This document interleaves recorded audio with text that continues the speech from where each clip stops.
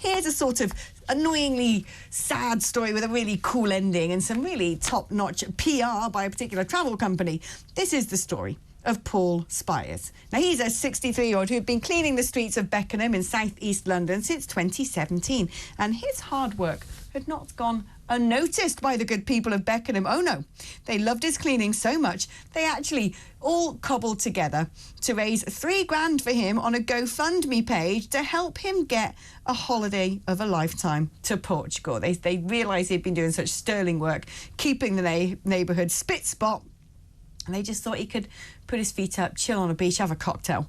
But his employer, Veolia, banned him from receiving the money because it prohibits staff from taking any gifts or incentives beyond their regular salary.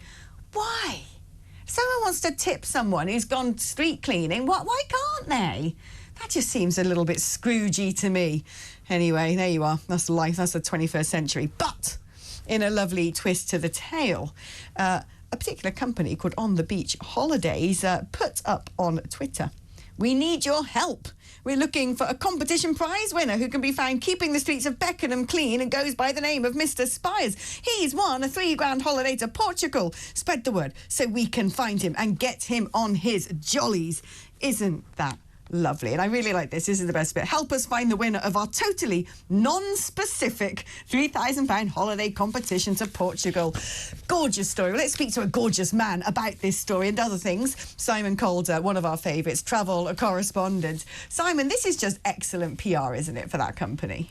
It certainly is. I'm absolutely with you, Alex, in simply not understanding on what planet is it not okay to reward somebody for doing a great job and helping people. And if they want to club together and get him a present, then absolutely terrific. And it was a lovely touch because the lady who organised this talked to him and found that he'd only ever been abroad once. That was to Portugal. He loved it. He'd love to return, but sadly on a street cleaner's salary it wasn't possible.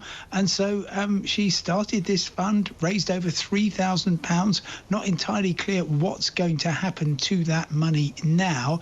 Could be returned to people. We shall see. It could be given to charity because Veolia, who were, I think, very embarrassed, quite rightly, by this, said that they had matched the just over £3,000 raised for Paul Spiers, and they were going to donate it to cancer research, which they said was a charity close to his heart. So there is some good that's coming out of this. But first of all, it was a fantastic gesture on behalf of the community that funded this. And secondly, exactly as you say, well, they probably thought just getting to talk about it was well worth the investment in a £3,000 holiday. Yeah, I mean, I'm happy to talk about it. On the Beach Holidays. So if you want to go on holiday this year and you want it to include a beach, why not go to their website? Because they're in our good books, aren't they? Now, people who are in my bad books, Simon, are people yet again going on strike and who are going to cause disruption to travel in the country. Get us up to date with the chaos that might ensue. Well, actually, chaos might not ensue. In fact, I would be extremely surprised if it did ensue in the coming weeks anyway. It's over 3 years since the strike began by train drivers in a massive dispute over pay and working arrangements, and that has tonight apparently been settled. The train drivers union ASLEF is recommending drivers accept an offer which will take their average pay, and this is according to figures from the Rail Delivery Group, from £60,000 to £69,000. Now that covers a number of years going all the way back to 2019. But on top of that, they'll also get an additional £6,000 on average in their pay packet as backdated increases. So union says, why don't you accept it? The Transport Secretary, Louise Haigh, has blamed the old government, as Labour is prone to do, saying, you know, we knew we would be able to solve it. Well, yes, anybody in the entire railway industry would tell you you could solve it simply by throwing money at it without strings attached. And that's exactly what Labour has done. They will see this as a great victory. They say that the strikes have cost £1 billion in the damage they have caused, but it doesn't do anything, Alex, to tackle the profound malaise at the heart of the railways. Just as they were signing that deal, you had thousands of commuters at Charing Cross Station in London not going home because of a signal failure.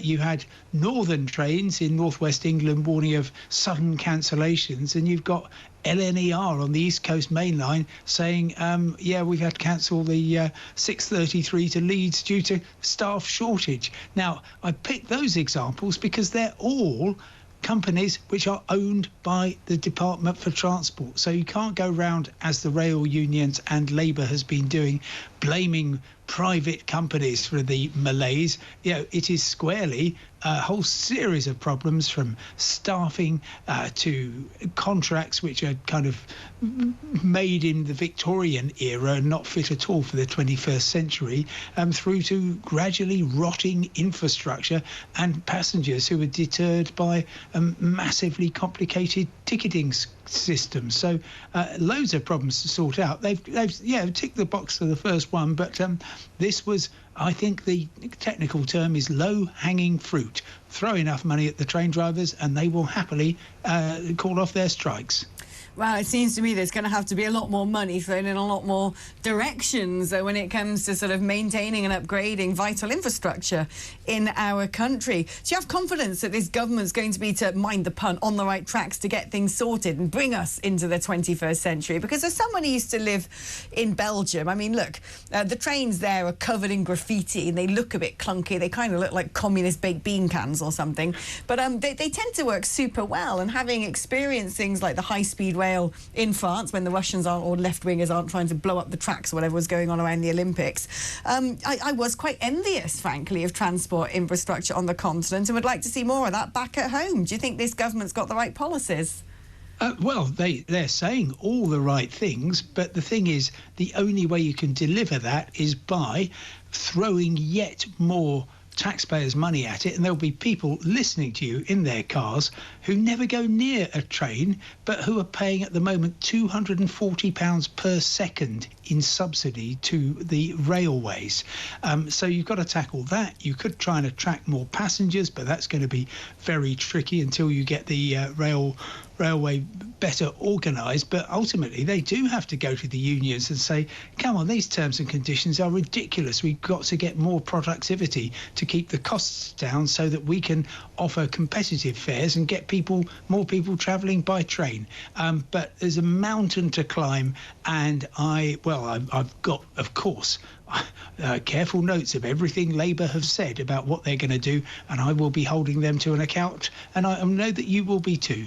I'm glad you're going to be there marking their homework, Simon. And do you know what I say? I keep saying this. I wish them all the very best, because it seemed quite mad, actually, to not wish your government would do a good job, whatever colour rosettes they wore in the last election. Simon, it's always wonderful having your company, and I'm sure we'll be speaking to you very soon. Simon Calder, ladies and gentlemen. Isn't he great? He's just like the guru of travel. If you want to get any story on anything to do with travel, I mean, there's no one else out there, is there? It's just our Simon. He's brilliant. That man's one of the hardest working people in the country as well. He pops up all over the place. He's like whack-a-mole.